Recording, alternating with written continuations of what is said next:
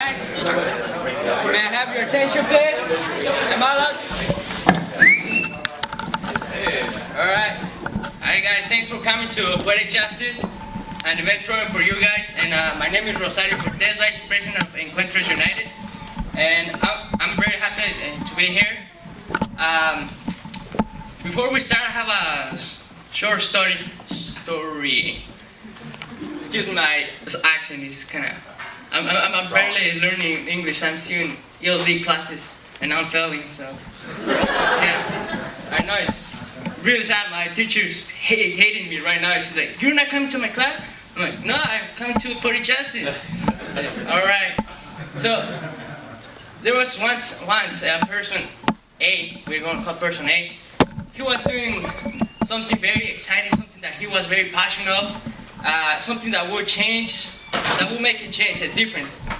And then another person comes in, person B, and he goes to that person and tells him, stop what you're doing before something worse happens. The person A stands up and look at him straight, just like I'm doing right now, straight in the eyes. Do you know what that person A says? Do you want to know? Yes. Yeah? Yes. All right. So stay here. Don't go anywhere. I'm going to leave you guys with Encuentros United President, Nestor Venegas, and Palomar Poets President, Jason K. I don't know how to pronounce his last name. That's really hard. It's German. That's why. German. It's German. I don't know. I'm speaking Mexican.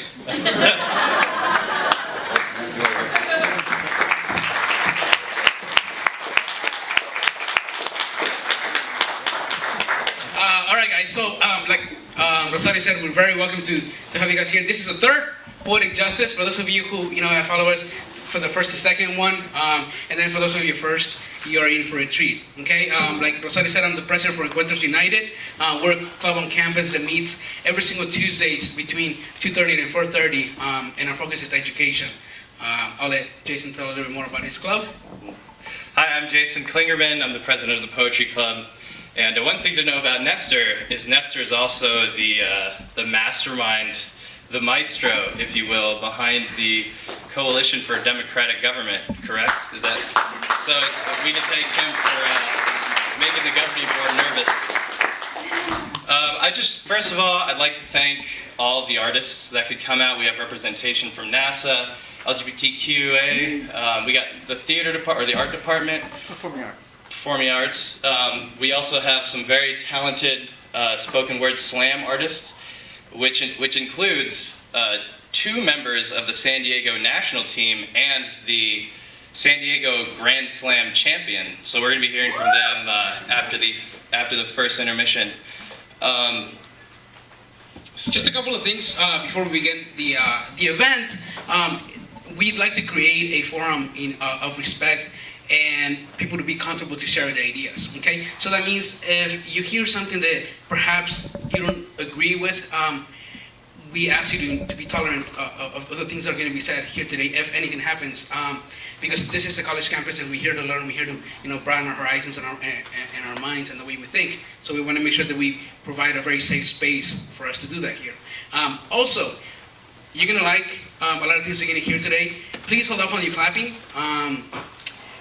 Just in the interest of time, so that way we leave time for the other performers to come on and do their piece as well, okay? You guys are more welcome to show support, but keep it to a minimum in terms of the clapping that isn't, constantly going for respect. Exactly, we have something you snap. You gotta snap your fingers, and that shows respect for that artist and for the work that they're doing. Aside from that, we are gonna have 2 intermissions, one at 6 p.m. at which we have some light refreshments. Focus on the light. Out there for you guys. We're also going to have a little bit of music going on during the intermission at 6 and at 7, each of 15 minutes that are going to go on. Okay? And so without further ado, let me go ahead and bring the 2 MCs that are going to be doing the first part. First of all, we have Viviana Gonzalez. She is the media specialist for Encuentros United. Please give a hand to Viviana.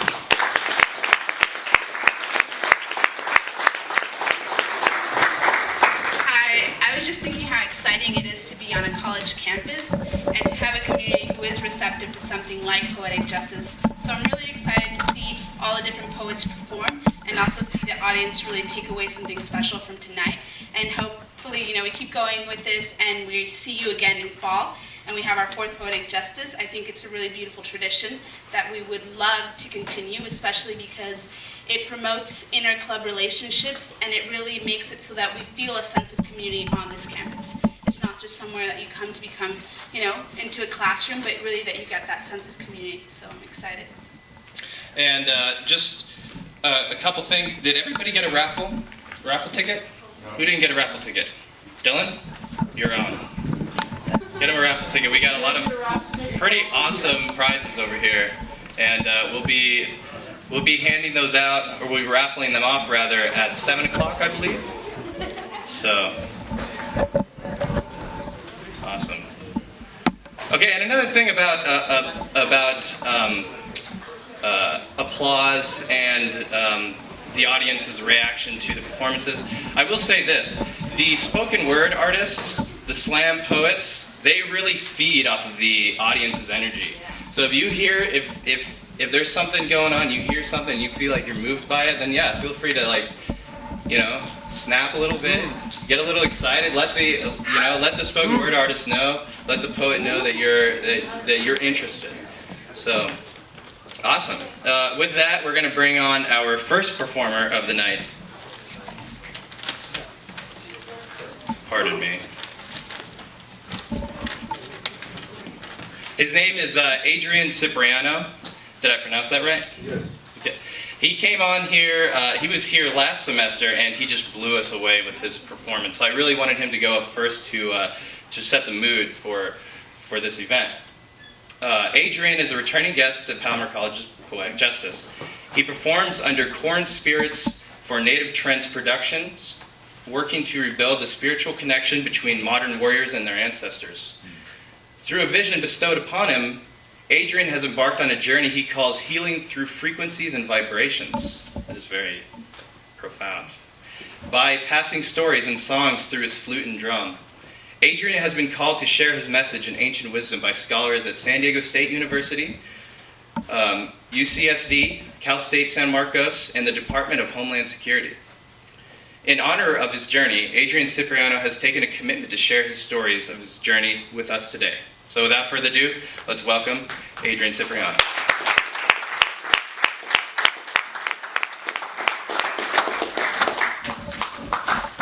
Right on, thanks Jason, and thank Nestor and everybody else, Viviana, everybody else who's and putting this on, because we can't do this all alone, and that's what it's about. I represent the connection to, the community, and everybody has their own part in doing something, and my part is to share, the stories that I've been handed to, and a lot of it's been handed through, in the playings of my flute and the drum, and when we're in ceremony, we take a lot of these tools, we call them, they're instruments of, they're our modern warrior, our weapons, and they help us, they're like, for us as warriors today, we got to start picking these back up, because these unlock those frequencies and the vibrations that we're talking about that are locked into this drum, because this drum was once alive, and it's the rawhide, and it represents the earth. It was a tree, it was all connected, and this represents the life and the shape of the Mother Earth, and our Father Sky.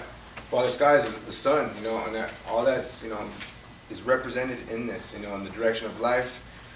We start as an infant, into our adolescence, to our adult, to our elder, and it's just a circle of life, and it also represents the cardinal points, the north, the east, the south, and the west, and the Jebeke, my language, is the direction of the sun, and that represents, the coming up in the east. We pray with our corn pollen, and we say our prayers, we offer some back to the earth, and we offer, we put some on our heads in honor to us walking in beauty, and that's in my culture, I'm a Dene and a Navajo, and so we call that the beauty way, Hajona Asli, it's like, and beauty is finished, and we end all our prayers with that, and we talk about that harmony, and being connected with the community, and that's a lot of, like, it's about the way of life, and we all have our own part and our own voice, so that's why I play my music, because I'm trying to, tapping into those frequencies that heal me, because this is, for so long, you know, I was without these, you know, and I was led astray, and I wasn't able to carry these messages and these stories like I do today, you know, and I find myself in places, you know, like this or other places where there's spiritual warriors that I look up to and that I get my inspiration from, and it's like, hey, you know, I'm standing in the same spot they are, and I'm standing for the same message, and it's only because of those people, of my elders, you know, them setting the example that I do what I do today, because I'm just trying to be like them, you know, I'm just trying to, you know, reach out because they reached out to me, and I was able to, you know, embrace that and use it to help heal myself through, you know, addiction or alcoholism is what I was mainly dealing with at that time, you know, and it was really just taking my spirit down, and I didn't have no ways to heal my pain that I was suffering from, that I was turning to that drink or that drug, you know, and so that helped me at that time to do that. And so I come from a place where I had no hope at all, you know, just really hopeless and didn't know what to do. And I opened my eyes to a spiritual way, and there was people that were carrying this message, and so me carrying this message is an honor for them, because they opened my eyes, and they were able to, you know, share that with them, with me and everybody else, what they're doing in a good way. And so I balanced my life on that today, because it helped me, you know.